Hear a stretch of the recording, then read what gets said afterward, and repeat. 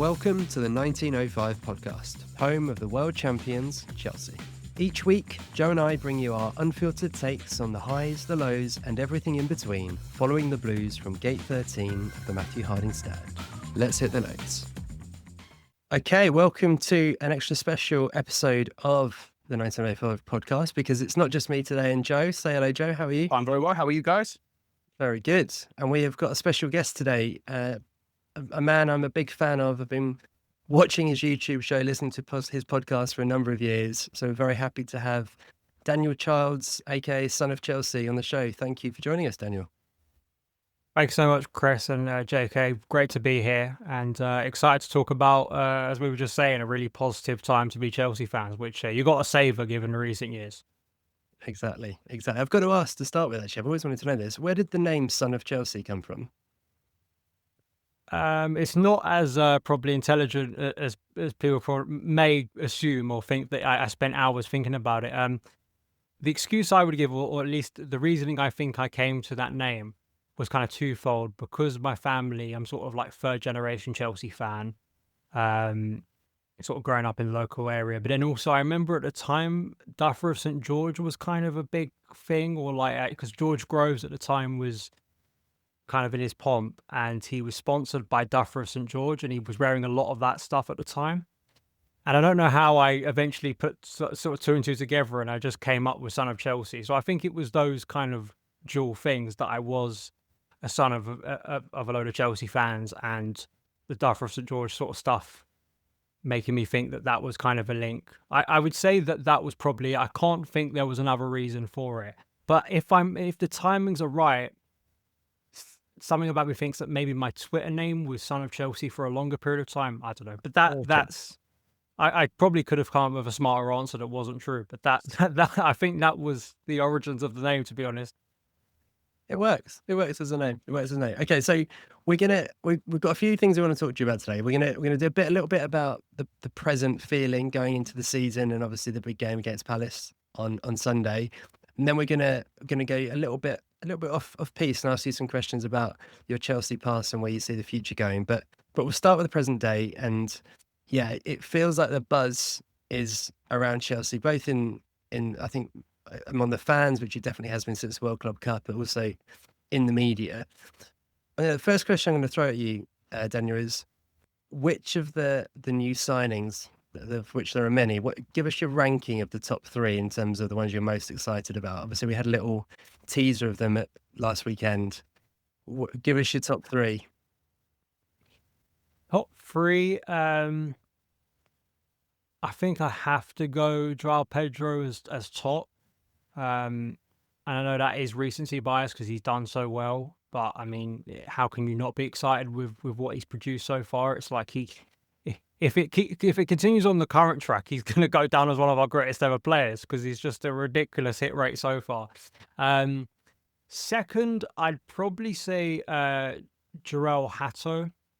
I was just very adamant at the start of the summer that we just had to get a backup left back. Like, it was just, and because everyone was stressed about the striker and a goalkeeper and a centre back and other areas there, people were so sort of adamant that those were kind of the key positions. It was slightly concerning to me that, is this going to go under the radar and we're going to walk into the season where Cucurella, who's already played a ridiculous number of minutes, I think in the end last season he played like over 4,000 minutes. He played the most minutes of any outfield Chelsea player last year.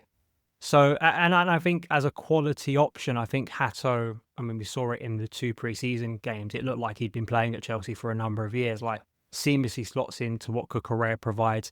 And hopefully almost a bit of a succession plan in that position for the long term, who could maybe take over from Cucurella one day. So I like that. Third, I think I mean, can I count Esteval? Esteval was bought last year, but we haven't seen him till now. So I guess it's a slight cheat, because yeah, you look at Esteval, and I am a big advocate, and I have been for a long period of time, and not putting the pressure of the world on his shoulders, that he has to be this superstar and the savior figure. But if he can play anywhere close to his best and produce anywhere close to what his biggest advocates have kind of said for a number of months, I think at the very least Chelsea are going to be a very entertaining team to watch. Yeah, great. He's so fun to watch, isn't he, already? Like I couldn't help but just keep smiling, like with a big silly face on when watching him the last two games. And obviously the names that have talked about him, Neymar's come out. I think Rivaldo was quoted last week that as long as Chelsea look after him, they've got someone special. Do you know what's really nice about him as well? Is he just plays with a smile on his face, doesn't he? He's a bit of a throwback, really. Obviously, football's so serious now, but you've got in him and Cole Palmer just these two sort of anti-personalities of how football is. It's really refreshing. João Pedro, I feel like I change every week who I compare him to, because at first I was, he reminds me of Anelka, and then I'm like, actually he's got a bit, like, he's got so many different qualities. And Joe and Hato, I'll throw over to you. Joe's our kind of resident expert on any defenders. Joe played at a very, very good level himself. You liked him the second we were linked to him, didn't you, Joe? And you obviously started watching some sort of scouting videos on him, and you were like, yeah, this boy's special. You could see it straight away. I mean, he can attack, he can defend, he can cover, he's got pace, he can cross, he can shoot. And in recent weeks and recent games, or I should say, with Cucurella, you've seen him go from a player that improved to suddenly someone that you can't drop. And I think, like Daniel just said there, the two games that he's come on in limited minutes in the preseason friendlies, he hasn't looked out of place one little bit. And that introduction to go from left back to left centre back, which Cucurella does, which allows the other players to move over the pitch, which gives us the extra wing on the other side, and vice versa when it happens the other side, is just incredible. He understands it straight away. It's funny how this system for Chelsea seemed to be, at the start of Maresca's sort of reign, was quite difficult to pick up. And whether or not he was still using those Pochettino tweaks, we don't really know, because Chelsea's, as we know, their form fell off a cliff after Christmas. Was he changing stuff? Was he trying to go back to, was he trying to implement things of his own system then, and it wasn't quite happening for us? But Cucurella was, as we know, was one of the only ones that seemed to really understand what was expected of him. But all these players that have come in now, Dan has mentioned Pedro, and we haven't mentioned Delap yet, but everyone seems to just understand what we are about now.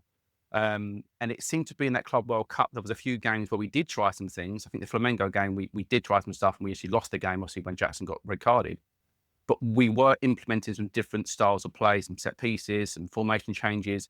And it's nice to see the young players coming in now with kind of no fear. They kind of go, oh, I see what Cucurella is doing. I get it now. I can just go and do that. And there's lots of other players, like Santos is another one, with Fernandes and Caicedo, just gets it. You saw him play against Milan yesterday, on Saturday. And that assist for the Delap goal at the end, I mean, just remarkable. Getting himself in that high position. I thought he was more of a defensive player, but maybe he's not, So it's just great to see all these new signings that have come in, and none of them at the moment. And look, it's early days, not getting too carried away, but they all seem to be just seamlessly coming into the team, and there's no kind of real upheaval or struggles at the moment.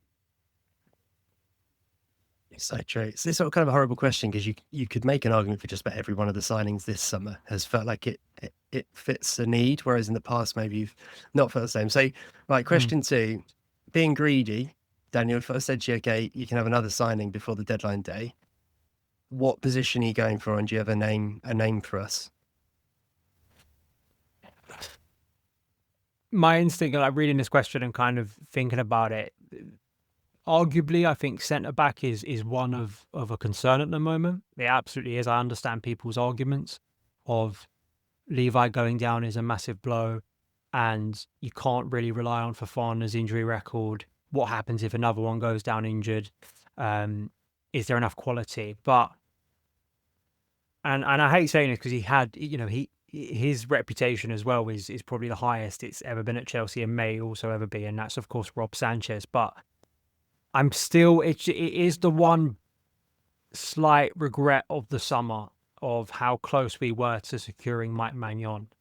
And I just think that was a deal that I think was so obvious to do. And I still have concerns that the longer light shines on Rob Sanchez, we may see him return to his previous self. The evidence, unfortunately, leans in the negative of Sanchez rather than the positive. What I mean by that is, if you take a very broad view of Rob Sanchez at Chelsea, to be positive, you have to effectively take the last couple of months, which arguably is kind of a sort of a reflection of Chelsea in whole, really, if you think about it, like, you know, in the last couple of years. So maybe that's genuine. He has transformed.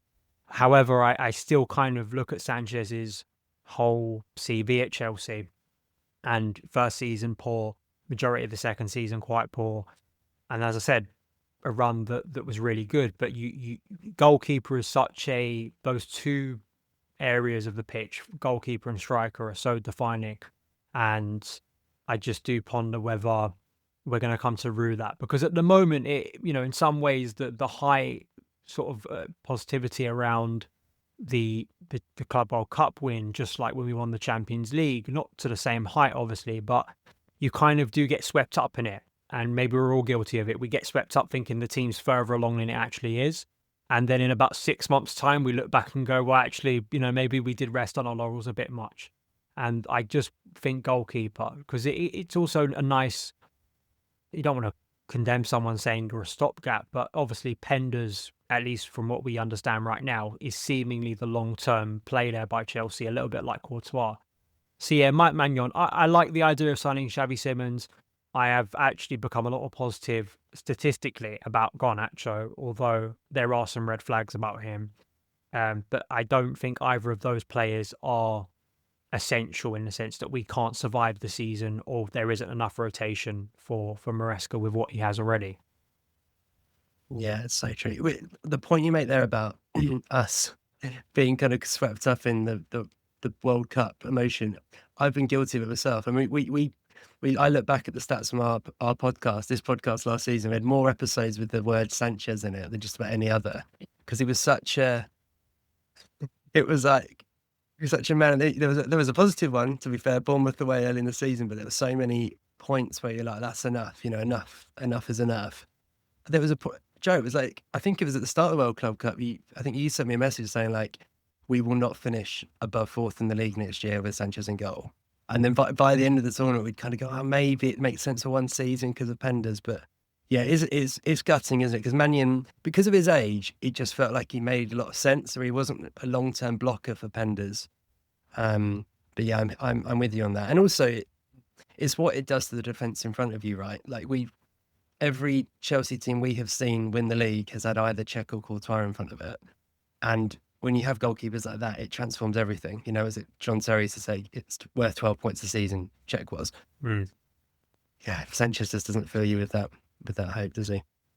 Well, maybe that leads us on really nicely to the last question in this small part, which is, what are your expectations for the season? If going into it now, I'm not necessarily asking for a prediction, but what would you take now as we stand going to the first game of the season?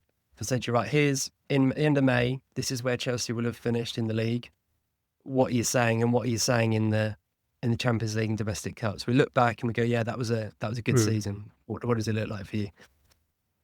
It's pretty much the Forest game back in May. I think the most important thing for me is the points gap to the eventual champions, and that points gap being the lowest it's been since we last won a Premier League title. For my fanzine piece, I was intrigued to kind of look at the points gap since the 2017 title win, and it's gone up to 30. I think it may have even beyond 30 on one of those seasons. But actually, last season was the smallest gap we've had to the eventual champions since we won the title. Still, it was over 10 points, I think, but 15, I think it was. But it kind of tells you how far away we've been. And I feel like this season, if I was to kind of give a historic reference for it, I think it has to kind of be seen as a 13-14 type season when Jose came back, where you can see the foundations are there for a title-winning team. There's a feel about it. There's some big wins. There's runs of consistency. But as Jose's famous little horse quote after we beat Man City, and there were things about that team that just weren't quite there. But and then proceeded and then after that we had one of the best transfer windows I think I've ever seen as a Chelsea fan. Really, just so clinical, so surgical. You go and you sign the creative midfielder, you sign an amazing centre forward, and then Matic in the January before then. So And that team, I think, was about 4 or 5 points just behind Man City right at the end. That's what I want from Chelsea. And that could be third. That could even be fourth if we have a really tight title race that we haven't really had for some time. I think the high ceiling for Chelsea this year is third. I think that's the best Chelsea can hope for is third. What to go beyond that, I think Chelsea will have to, it will be like a ride of momentum and they're staying at this level and other teams drop several levels. But if we can end the season in a place where we are below 10 points from the eventual champions, I'm sort of sitting there and going, okay, now you can seriously look at that and go, there's a reason why we can maybe go next year and finally be there to challenge for the title. The cups, I think, are always difficult because in all three of them, the Champions League, the FA Cup, and the League Cup, and I've done this for predictions for years, that we all can sit here in early August and say, oh, we're going to do this, we're going to do that, and then you are kind of at the mercy of cup draws, as we've seen in the past, right? Like Chelsea sometimes get favourable draws. I'd love to win the FA Cup. We have to break the Wembley curse at some point. I mean, my joy from going to Wembley Stadium has had to be found from everything other than watching Chelsea. It stretched as far going with my girlfriend to see Taylor Swift, going to see wrestling there, going to see non-league games there, going to see pointless England internationals. I need to walk away from that stadium being happy watching Chelsea win. So I'd love to see the FA Cup come back to the Bridge because it's such a historic trophy for us as a club, and it's been too long without winning it. The Champions League, it's a real exciting adventure, right? Because it's the new phase, and I'm excited to see how our team does against some elite opposition. I'm going to say quarterfinal. I think if you get to the quarterfinal, your first season back in it, I think that would be deemed a good season in the Champions League. So a rambling way of saying probably third FA Cup win. We'll see what happens in the League Cup. Probably a dodgy draw, and the Champions League quarterfinal. And honestly, it's so similar to how I feel about the season, to be fair. Joe and I were talking before and actually had exactly the same chat around 2013-14 and even 2003-4, where we finished second to the invincible Arsenals.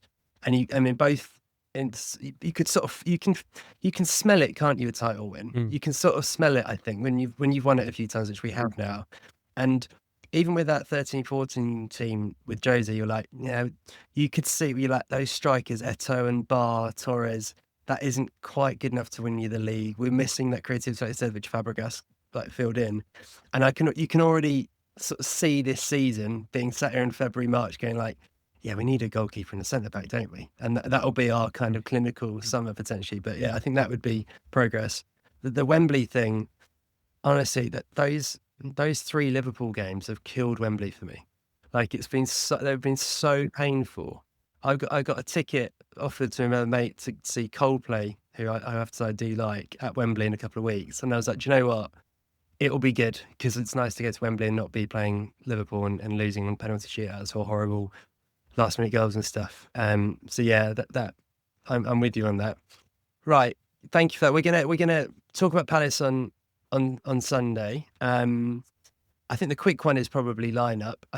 I mean, we're probably all expecting 10 or 11 of the same that we saw against Milan, right? Any objections on that? Any other thoughts? I think Esteval's got a chance. I think he's so direct. I mean, I know it's hard to say what he's going to do, and he always surprises us. I don't think Maresca ever really picks the same 11 too often. So I don't think you can rule him out. Other than that, I think you're pretty close. The only other one is possibly Achampong coming in for Tosin. I think I'm a big lover of him. I think he needs to, if he's going to be the real deal for us. I spoke to Chris about this yesterday. I think if he's going to be the real deal for Chelsea, he needs to play, and he's going to be at the club. He needs to start a lot more games. He can't just be coming on for 5 minutes and 10 minutes here and there. For his long-term progression, it's either a loan or he starts. So I think I'd like to see him coming to the side until Fofana's obviously fit and ready to go. But yeah, they'd be my 2 potentials.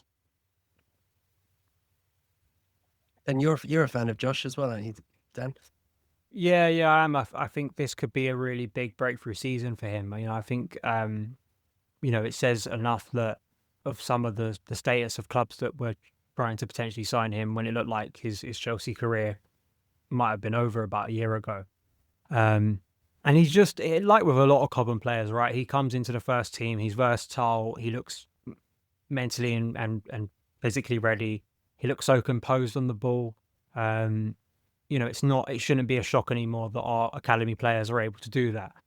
There is a bit of the Trevor Chalobah. I'm probably Trev's biggest fan, so there is a similarity of like when Trev broke through, there was kind of a series of events that enabled that breakthrough under Tuchel. And it was the Koundé deal not happening, Kurt Zuma leaving, us not going out and signing another centre back, and suddenly Trev takes the opportunity that is presented to him. And I think for Josh, it's kind of similar. Like if Levi's fit for the whole season, you're kind of thinking, where are those minutes going to come from? And suddenly a door has opened up. And I agree that, yeah, he can't just be because there's no Conference League minutes this year. So there aren't like those easy kind of, these are the minutes that I'm gonna specify for my young players. There's none of that this year. But I think that Chimpon, because he's got an ability to play across a back line, that's really good for him. Because he doesn't have to be specified and restricted to one role. So hopefully that will gain him more minutes across the course of the season. But my instinct is telling me Tosin and Trev, because it's a centre-back pairing that I think Maresca really trusts. But the good thing is I think Achimpong is right there to bash that door down. And I think I wouldn't be surprised just watching his performance against Bayer Leverkusen, the sense of control that Chelsea had in that game. And in two halves, he goes from right centre-back to left centre-back. And I thought had a really composed performance. And Maresca knows that in a sticky patch or an injury crisis, I can throw this guy to left back or to right back, and it could probably still work out for me. So yeah, that's the big one. I just wonder. I think there would be a clamour from all of us. Kind of, if you go into the game, I think there's a lot of people, because I wasn't at the preseason friendlies, to see Esteval for the first time. I think emotionally we'd like to see Esteval, but I do understand the logic of going with Pedro Neto and just easing Esteval in a bit more. I don't think it's a negative about just holding off a little bit and just being a little bit cautious with him, because physically, the Premier League is very different to what anything he's encountered before. Palace, as we know, can be a physically robust test, and yeah, that's it. But I'm quite excited because I did sort of, I don't know about you guys, but I watched that Milan game, and in about 20 minutes I was looking at that team and going, that to me feels like a Premier League starting 11 or very close to it, more so than the 11 that started on Friday against Leverkusen. Yeah, it feels like you use those games really well, actually. And I've always really liked those pre-season type games at the Bridge. We had it with Costa, didn't we, before the 14-15, and it's always a really good exercise, I think, especially for the new players, just to get used to it. On Achimpong, just wanted to say at one point, I feel like he's an important use case, I think, for Cobham in proving that despite all the spending, all the players in and out, the trading, if you are good enough, you will still make it through, like Reece James, like Cole will. Yeah. And, we think there's a good chance Tariq George might end up leaving the club, who knows? But you need to have regularly players like Achimpong coming through and not being an asset to be sold, but like, no, he's in the first team. I think he's a really interesting one to watch.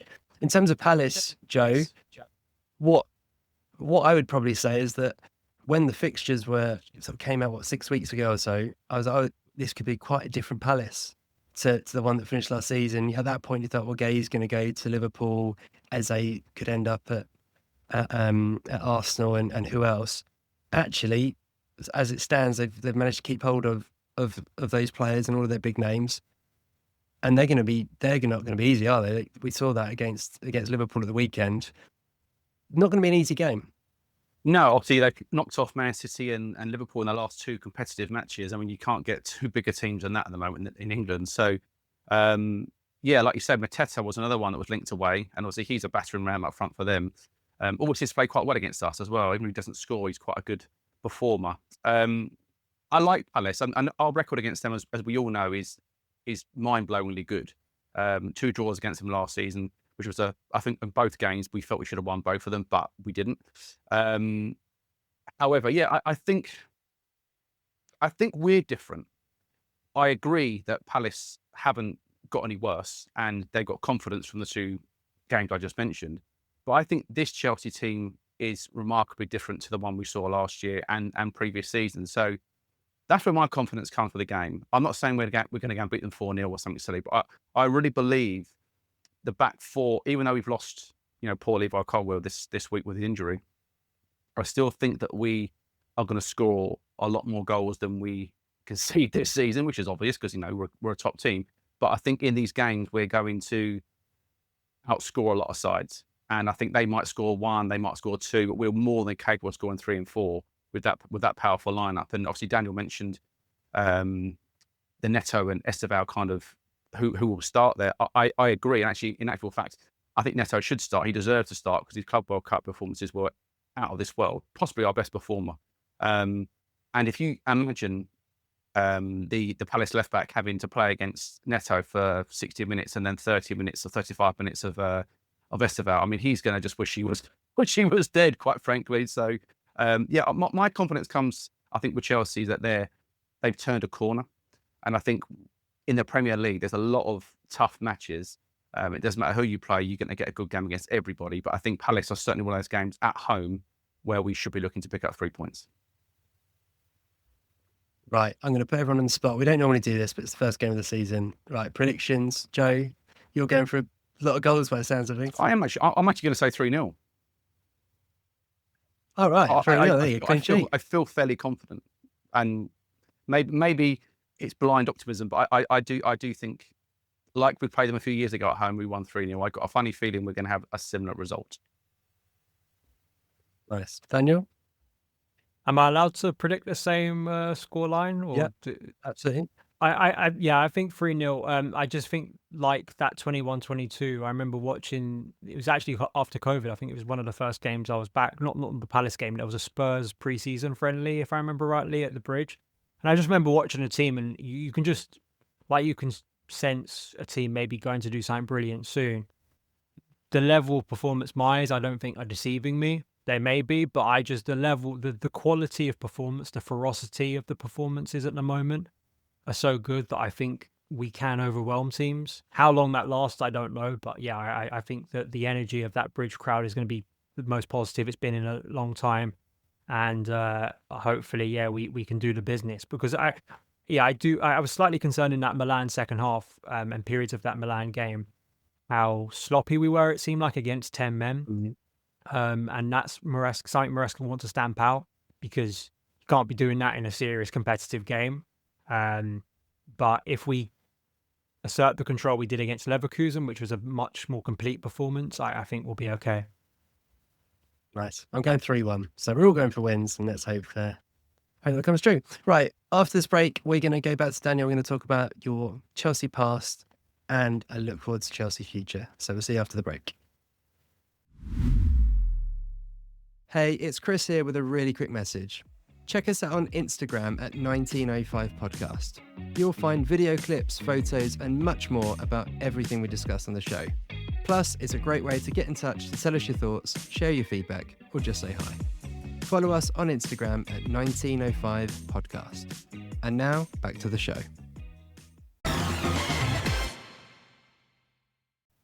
Okay, welcome back. We are going to ask Daniel about his Chelsea past, and I didn't want to do the kind of classic boring questions, when was your first game, etc. I wanted to go straight in with big memories.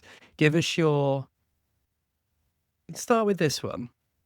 You've been to the Bridge many times, as I know. What would you say is the best atmosphere you've ever seen at the Bridge? What was the game, and what made it special in your mind? See, weirdly, there were actually some games last year when I was thinking about this that could even come into contention, which is weird, given there were periods when the Bridge wasn't actually that enjoyable place to be inside. The one that comes to mind, and really it's because of a specific goal, and I just remember the bedlam of all of it. And the weird thing was, it came in quite a bad season, and it's the Spurs game in May 2016.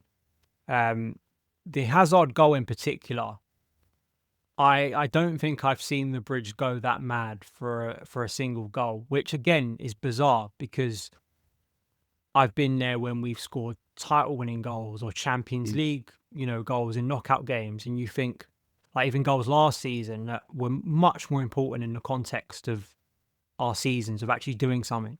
But I don't know if it was a release of a combination of things, a really bad season, actually finally getting some joy, or of course stopping Spurs was a massive part of it. The incredible nature of coming from 2-0 down, and the goal from Edin was just insane. One of the best goals you're probably going to see at the Bridge. Yeah, it's still in my mind. I just remember just the bedlam of it all, to be honest, of everyone just going absolutely insane. And that's really sticks out. It's probably not like in terms of, would I say the best game I've seen? And no, like I think there have been better games and better performances, but in terms of atmospheres, the only other one recently that comes to mind was, fun enough, again in another quite depressing season, was Dortmund at home. Yeah.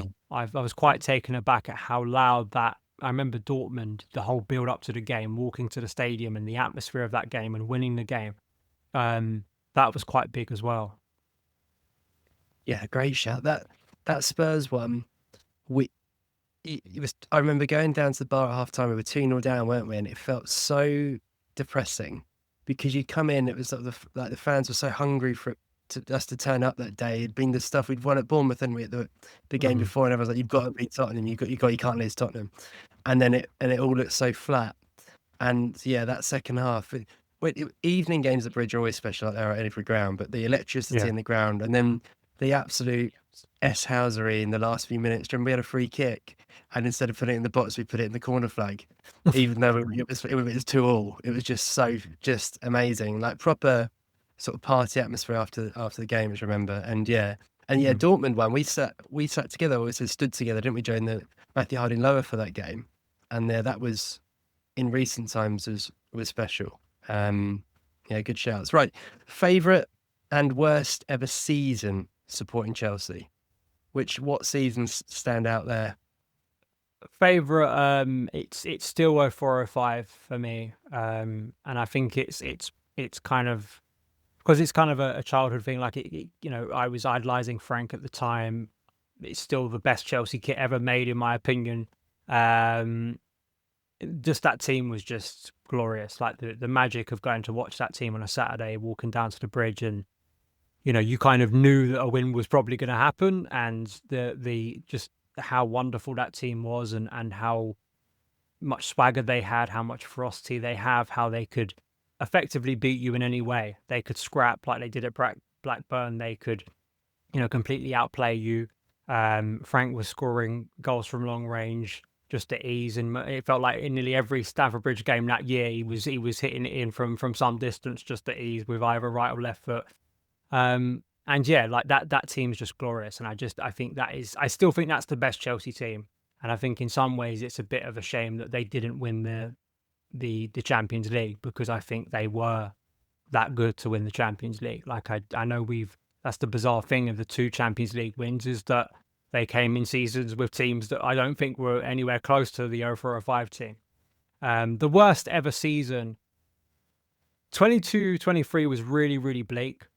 There was a period in like the April where I genuinely was saying on my show, I think we're the worst team in the league.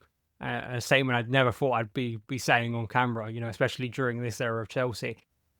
But and probably people still argue with me about this. The one that stands out, and it's not the worst in terms of like stats, but in terms of, I guess this is all about feeling, right? And this the weird thing about football is 17-18, especially the second half of the season under Conte. I think the depression was how drastically the mood turned from the previous year, how wonderful and joyous it was going to the Bridge to watch Antonio Conte's Chelsea, to go into the Bridge to watch this bleak team that, lost at home to Spurs. That in itself historically is like a real low point, for Chelsea to lose at home to Spurs. The Man City away game is still like one of, I would argue with people till the end of time that the 1-0 at City is worse than the 6-0 by Sarri, because the 1-0, it felt like we'd surrendered when we turned up. Like it wasn't the case that they just blitzed us. We just couldn't be asked that day. And I just thought it's such poor management by Conte, who's an incredible coach. I just thought it was such poor management to also surrender top 4. Like I think we were second on New Year's Day, and somehow we ended up 5th. So yeah, that was one that I think was just a low point. I think it's more the contrast of seasons, because 21-22 to 22-23 didn't feel as bad as winning the title, being the best team in England, being as great, and then going to this, as I say, a team that couldn't score goals, looked pretty joyous. He looked on the touchline, Conte, his demeanor completely changed. He was no longer riling up the fans. He was just sort of like, had his, arms in his pocket, hands in his pockets, and just, it was quite depressing. It's such a good answer, because we've talked quite a few times in this podcast about the Conte's first season being one of our favourite seasons. Actually, almost because of the other reason, like the surprise of like none of us thought we could win the league that year. Maybe top four was realistic, having after the sort of bad year we'd had before. But it was like, oh, this is amazing! Like we're brilliant again. It was so exciting. And then that summer, we did the classic mess up after you won the league, didn't we? Where I think Conte and Stow come out, wanted Van Dijk and a couple others. We didn't back him in market, ended up, not doing what we should have done. And that was the season as well where wasn't the first game of the season it's like it shows you the pain of being a football fan, because you've just been champions all summer. You're like, oh, champions next year's gonna be really fun. And we were 3-0 down at half time where we're in the first, was it Burnley? It was Burnley. First game of the season. Yeah. Gary Oh, Cahill and red card in like was it like 16 minutes? I think he got I think Fabregas got sent off as well. Morata actually looked really good in that game, and we're thinking, well, there's a saving grace here. Morata actually looks like he's ready for it. But that he came on quickly and went wrong scored, as didn't well. he?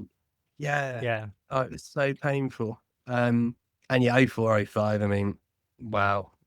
The one thing about that is, obviously, we talk about Lampard, by the way. My son is called Frankie, obviously named after Frank. But the one I look back on that, at the time, it didn't feel like it mattered. When we lost to Man City, obviously 1-0 on Elka penalty, you look back now and go, oh, like, we should have been one of the Invincibles seasons, just like Arsenal. And it always frustrates me that I think Mourinho said recently that, forget the Invincibles, we did it over 2 years and we're better in every metric apart from that one silly one. But yeah, great answer. Okay. And then final one, Joe, I'm going to I'm going to put this one to you as well, because I'd love to know your answer on this. Okay. The one player of all time that you'd love to have seen in a Chelsea shirt, and what era would you have put him into? Yeah, well, Daniel, I was trying to keep it realistic. Oh, sorry. I was trying to keep this realistic, because I could say Maradona or Zidane or someone, but I think I'll say Steven Gerrard, because we were undoubtedly so close to signing him.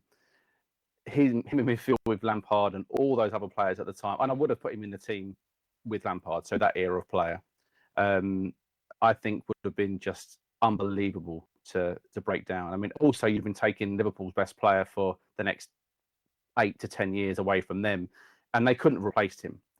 He was, let's be honest with you, we might not like Liverpool or Tottenham and these teams, but let's be fair, Gerrard was an absolute, superstar, and he had everything. He could shoot, he could pass a ball 60 yards, he could thread a ball through the arbor needle. Absolute world-class player. It would like, obviously we saw it with England and it was always talked about, but the idea of Makelele, Lampard and Gerrard as a three would have just been fascinating, wouldn't it? Because Lampard likes to play off the left, Gerrard off the right. You'd have been like, oh, would have been amazing. Go on, Daniel, what's yours? For me, it has to be another rival player, and that's Thierry Henry. Probably my favorite non-Chelsea Premier League player of all time. Henry, like, the one thing that I always think's amazing about him is he never felt like he smashed a ball. Like, every finish, I've never seen a player place finishes the way he did. The style, I've not seen a player since. I know people have made comparisons at times to Mbappe, but I think Mbappe's a bit more explosive. There's just a subtlety. I actually think there's a bit of, like, at times, the way Henry would run with the ball reminds me a little bit of how Hazard would, in the sense that you don't feel like they're ever breaking a sweat, but they are taking the ball past several players and everyone else is having to break a sweat to keep up with them. And yeah, I mean, at times he was a menace to Chelsea. Obviously, I think JT has even said after retirement that, like, it was one of those players that you'd get cold sweats knowing you have to play the day after, because he was just insane. And in terms of like when he would have been brought in, I mean, maybe more recent times when we've really struggled with a striker, but could you imagine a fantasy team with Didier and Thierry Henry in the same 11? I mean, you might as well just, call it quits, to be honest, for the rest of the league, because I think Chelsea would have won everything all in one go. But yeah, Henry, I just had a real appreciation for. Like, I thought, around the same era as, Mourinho's best Chelsea teams. And I just don't think we'll probably see a player of his profile again. It's a great shout. He actually came out, didn't he, recently? I don't know if you saw that, and said that, I think he was asked if there was one striker you could have played with, who would it have been? Henry, and he said Drogba of the Premier League era, because I think he said exactly what you said, how they'd have complemented each other. We probably put a bid for him, to be fair, when Roman first came in, because we were being cheeky. Yeah. We were being cheeky, weren't we? Right, we look to the future, and you can see there's a bit of a focus on the questions here, which is, I mean, talking about Stamford Bridge and atmosphere. So I'm gonna throw the big question at you first. You don't have to look very hard to see that the stories around the likely future of Stamford Bridge will mean either staying at Stamford Bridge or going to Earls Court. There are compromises, obviously, both way. I wanted to get your view, really, because I think it splits the fan base pretty evenly. Would you rather stay at Stamford Bridge with a limit of, say, 55,000 seats, or move to a brand new stadium at Earls Court, which could be up to 70,000, be the biggest club stadium in London? Where would you sit, and obviously the other things that come along with that? I'd say Earls Court with 70k. I mean, I grew up in Earls Court, so I know that it was, because Chelsea are basically growing up by my local club, so it's not, and that's kind of always been my strongest argument, I think, for justifying the move out of Stamford Bridge, which I know for a lot of people is kind of sacrilege, right? And I understand, and unfortunately, a lot of the social media crap around it has people dismiss, tarnish Stamford Bridge, and I understand why people get their guard up about it. That's not really my point. I think the justification for Earls Court is, as you've already demonstrated, the capacity and the just much more freedom to create a bigger stadium, which obviously is what I think most fans would like, or at least a better, bigger stadium to kind of move the club forward.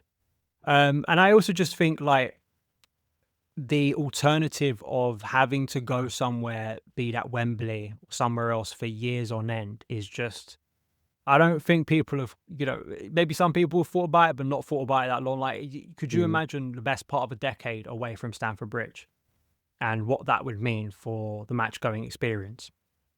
You stay in Stamford Bridge whilst this other new stadium gets built. And as we've seen with Goodison Park, as we saw with White Hart Lane, as we saw with Highbury, you get to give this great stadium in your club's history the send-off it deserves. And Earls Court also doesn't disrupt the match going, and it always sounds all PR, but the match going experience for people. I can't believe that going to Earls Court, which, you kind of just probably reverse the direction people come to, because, a lot of people get off at Earls Court and walk down to the bridge, either through Brompton Cemetery or for other means, maybe have a drink in Earls Court Road, or have a drink on the way to the ground. You probably swap that round. People would probably get off at Fulham Broadway and start their day there instead. It's in the local community. It's, if you could be at Earls Court Station and hear the noise from Stamford Bridge, that's how close it is.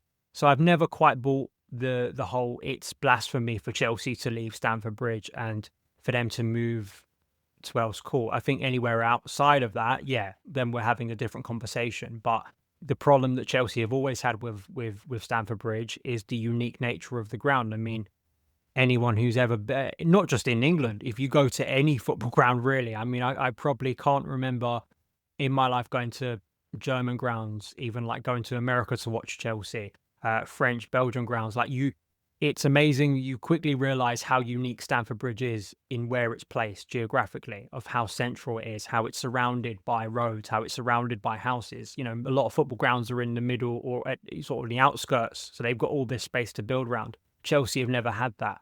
It's not a perfect solution. It never is. But I just think that times change, right? And the club should move into new chapters. Chelsea is a club that is going to last forever, last beyond all of us. And that doesn't mean that Stamford Bridge is tarnished. That doesn't mean we have to throw Stamford Bridge away and, forget about it. But I am also a believer that, you can move into new stadiums and it doesn't have to be the end of everything, right? I also would say this is getting, you can do whole podcasts about this, you can do whole written pieces about this, right? And documentaries probably about this issue, right? And I respect there is a lot of divided opinion about it. But if it's Earls Court, I think Earls Court is a great option. Yeah, Joe, I mean, I'm on the same opinion. To be fair, do you have a differing opinion on that? No, I completely agree. I'm also from Fulham myself, Daniel, so I get it's in the history and all of that. I would shed a tear as much as anybody if the time came that the ground was to be bulldozed for houses and we got a new stadium at Earls Court, like you say. I just think the opportunity to also play in a ground that is a world-class stadium, which you can do, like we've seen with Real Madrid. Okay, the Bernabeu is still the Bernabeu, but they've turned it into all these other sporting events, which gives you a load of revenue for somewhere, for your future. Your future's kind of secure with that. Look at Spurs, and everybody I know that go to Spurs, Chelsea fans say it's the best stadium they've ever been to. So it's real high praise, and I think Chelsea could do an even better job with, even in time that's gone by, the way you can build things now, and what I mean, kind of the way things are done. You can add so much more into these grounds now, which is just going to be kind of mind blowing for our future. I think with Stamford Bridge, if you had to say, right, let's remain there for 3, 4, 5 years, and we're going to continue to play there whilst we redevelop it. So that was an option, and you played in front of 25,000 people or 28,000 people. I think that's not an option either, because I think that just, you look a bit Mickey Mouse, in my opinion. I think you need to go and play somewhere like Wembley, and that is just, I, like you, Daniel, think it's an absolute, poor decision to go there. So, yeah, my feelings would be to stay to move to Earls Court. Yeah, I think that the thing as well, you're right to talk about the moving that to Wembley or wherever it would be, because Spurs obviously did it, but it was only 18 months. It wasn't that long a period of time they had to do that for, and it definitely did disrupt them. Like they definitely lost a bit of it. Obviously, we went there and Alonso had a bit of a masterclass that day, but they lost their form. They had an amazing last season, didn't they, at White Hart Lane, and they dropped off. What you're trying to build on the pitch, whenever that would happen, it's a significant. It would be a multiple years for us, like you say. So I think that is a consideration, because if you don't carry on the sporting stuff alongside whatever you're doing off the pitch, you're going to be in trouble. I think the second question is related to this, which is something very close to my heart. Is that if and when we do this, we have to build the best stadium in London. Yeah. It has to. We have to do what Spurs has done, learn from every lesson, and make it even better. As a match going fan, what are 3 things that you'd like to see at a new Stamford Bridge, whatever it might be called? So firstly, it would be Bitburger as the main Pilsner on offer, because Right. I'm slightly happy there's Madry, but I'm a big sort of that's like my favorite Pilsner, to be honest. I mean, I'd love just to be it, because my season tickets in the East Stand Upper, and anyone who's ever sat in the East Stand Upper will understand that the concourse up there is, I mean, it's not even a concourse. It's so small, and you could be at a game, you could be going to a game like mid-January and it's freezing outside. You have several layers on. I walk through that, and it's like, I don't know, 10 steps from getting to the top of the stairs and then walking through this busy concourse up to the stairs to get to my seat. And I'll already be sweating because it's like a sauna in there. And it's horrible, really, because I know people who, are in the hard and lower or in the West Stand concourse, and, it's night and day. And whenever I get a chance to, usually a cup game, I'll move seats and I'll go in the hard and lower. It is a completely different experience. So yeah, a wider concourse because I think in some ways me and my dad always say it, it almost, you don't want to spend time in the stadium because it's just not that pleasurable. You'd rather be outside and then go in a little bit before kickoff. I think the third thing, and this is more like just a general football thing, is just the accessibility to tickets for people, because that it's been said enough at Chelsea, and it's been said at a lot of big clubs, right? Like, where is that next generation coming to support the club and to regularly be at the games home and away? The people who are going to be traveling to Kazakhstan as well as to West Ham on a Friday night. And my fear is probably one that's shared by a lot of football fans is people being priced out of the game, and people not being able to support their biggest their favorite clubs. Because it's all right saying support your local club, but if your local club is literally Chelsea, and you live in that local community and you can't afford to go and watch Chelsea, what are you supposed to do? And given nowadays all of the revenue that seems to never be dying down from TV, and we hear that actually match days tickets actually aren't that big of a deal to clubs. I think I'm probably like being unrealistic, but I think there has to at least be I'd love to see a league-wide cap on home tickets as there are on away tickets. I think the away ticket cap has been really good. Obviously, you always have hospitality, and you will have areas where people, if they want to, can splurge on more. But that would be something that I'd love to see, because you want to have the best stadium. You want to have loads of people going to it. So if the ambition of the owners is to have that great stadium, then surely it's to incentivize to get more people to come in and support Chelsea. Yeah, I completely agree on that. I think I felt it last season in the Conference League. There was we generally did all right. There was 1 or 2 games when it wasn't sold out, and I was like, oh, give it to schools. Like, give the tickets to schools. Get the next generation in, because it's like one chance to see that team play. You're a Chelsea fan for life. We've all been through it ourselves, right? It's an obvious one. I'm going to give you my 3 because Joe's heard me. I bored him with these before, but I've got to do them. Number 1 is definitely echoing the idea of decent beers in the ground, but actually more like just generally a good experience, which I am really excited about, particularly with Todd Bowley, because I think that American sport mentality they bring in of just the match day experience and getting, I'd happily go into the bridge a couple of hours early if there was good food and drink in there, but you're never eating in the ground. It's just horrendous. And even the beer, if you can get one, it's like, I mean, hopefully actually the new offering this season is a bit better, but actually a ground that you'd want to go into and actually enjoy the experience, I think would be a game changer after the game as well. I mean, Joe and I have done it occasionally, but actually being able to go, let's stick around, let the traffic go down and the keys to the tube and stick around for a bit, I think would be great. Number 2 for me is actually, it's a bit of a Spurs one, but I think having a singing end, like the Cop, like that single tier end.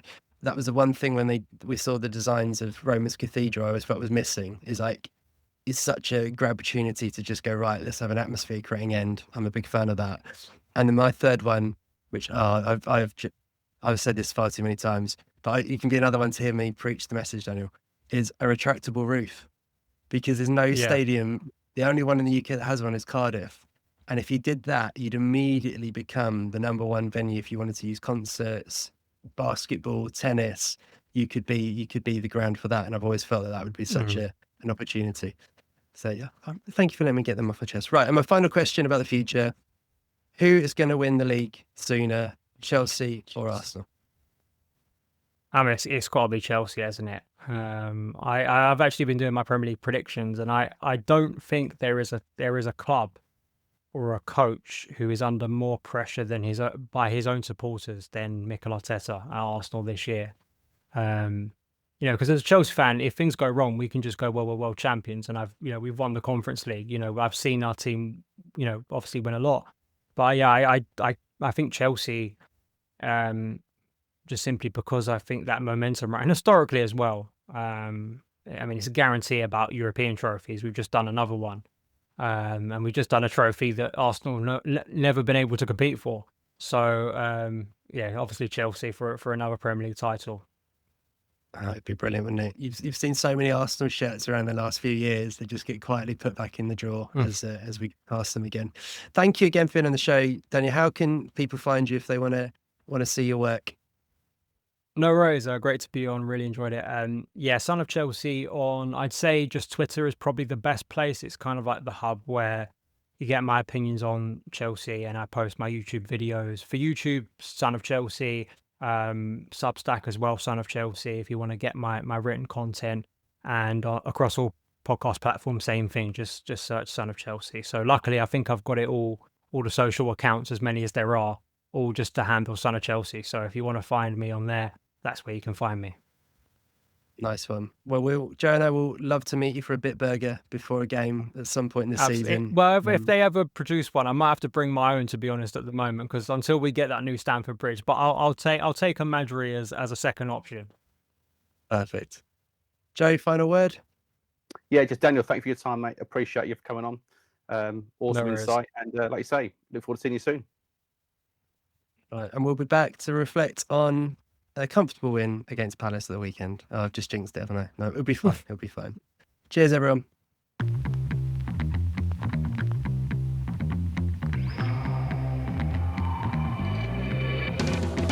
Those were the Chelsea notes for this week. If you enjoyed the podcast, do us a favour and share it with a fellow Blue. And we'd love to hear your thoughts, so leave us a review wherever you're listening. Wherever you may be, stay carefree, and remember, every little thing's gonna be all right.